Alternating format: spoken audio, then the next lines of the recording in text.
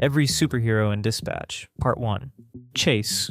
Before he was Chase, he was known as Trackstar, the fastest and the youngest member of the Brave Brigades. He could move 50 times faster than any normal human, but the downside of his power was that every time he used it, his body aged 50 times faster. Every rescue, every mission, it all burned away years of his life. During his time in the Brave Brigades, he worked alongside Mecha Man, also known as Astral, and even helped raise his son, Robert Robertson III.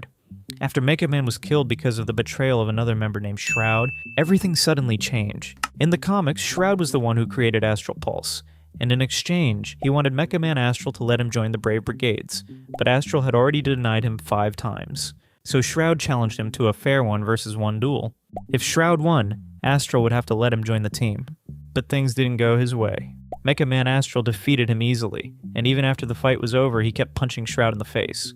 Trackstar sees that and stopped the fight. That's when Shroud decided to take revenge. He later killed Mecha Man, and Trackstar tried to stop the bullet, but couldn't. After the death of Mecha Man, the Brave Brigades fell apart.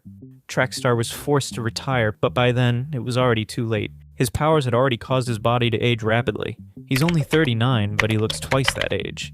In the final episode, Chase becomes Black Blazer Einstein after the blonde Blazer passes his powers to him. Flambae.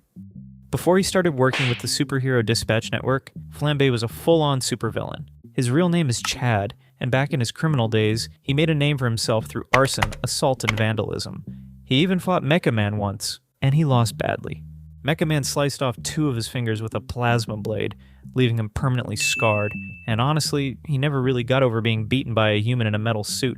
After that, Flambae joined the Phoenix program, basically a rehab system for former villains trying to rebuild their lives by working for the SDN. But he had to work under Mecha Man again. His story is really awkward. His powers include enhanced durability, strength, and the ability to control fire and even use flame bursts to fly. He's completely immune to heat, but his hair isn't fireproof. And depending on how you handle him in-game, you can literally set his own eyebrows on fire and get burned. Malevola. Full name Malevola Gibb. She's a half-demon and 33 years old, but she is possibly much older than she looks. For decades, she was the nightmare of the Yachties, a criminal family that controls parts of the Torrance port and smuggles illegal goods into the city. They've hated her for 3 generations. She's been around so long that even Mecha Man Prime and Mecha Man Astral probably fought her back in the day. And that tells you one thing: Malevola doesn't age like the rest of us. Her powers include night vision, super strength, durability, portal creation, and wound transferal. That's definitely her most terrifying ability. But despite all that, she looks fine. Blonde Blazer. Real name Mandy. Gets her powers from a magical red gem necklace that transforms her into her superhuman form, the one we all know as Blonde Blazer. She has the ability to fly, superhuman durability and strength, and can even fire yellow energy blasts from her hands. Basically, that power looked like Crimson Countess from The Boys. But let's be honest, she looks hotter. Before running the Superhero Dispatch Network in Torrance, Blonde Blazer was an active superhero who was being dispatched on the streets, earning a reputation for herself as a courageous hero. But after years on the front lines, she decided to step back. She wanted to start a family and move into management team, and that's exactly what she's doing with Robert. Punch-Up. Just like his name, Punch-Up only aims for one target, which is the male vital parts.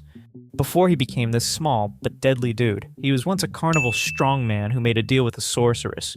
She granted him the strength of 10 men. His muscles grew, but his height was cut in half. He took the deal without thinking twice. But right after that, his career as the carnival's strongman was ruined because of his height, which made him depressed and venting his anger in legal fighting rings. Punch-Up's powers include pain immunity, regeneration, superhuman strength, and durability.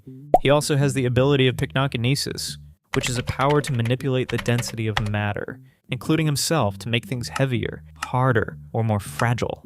While this hasn't been shown in Dispatch, but it's stated in his file that he does possess this ability.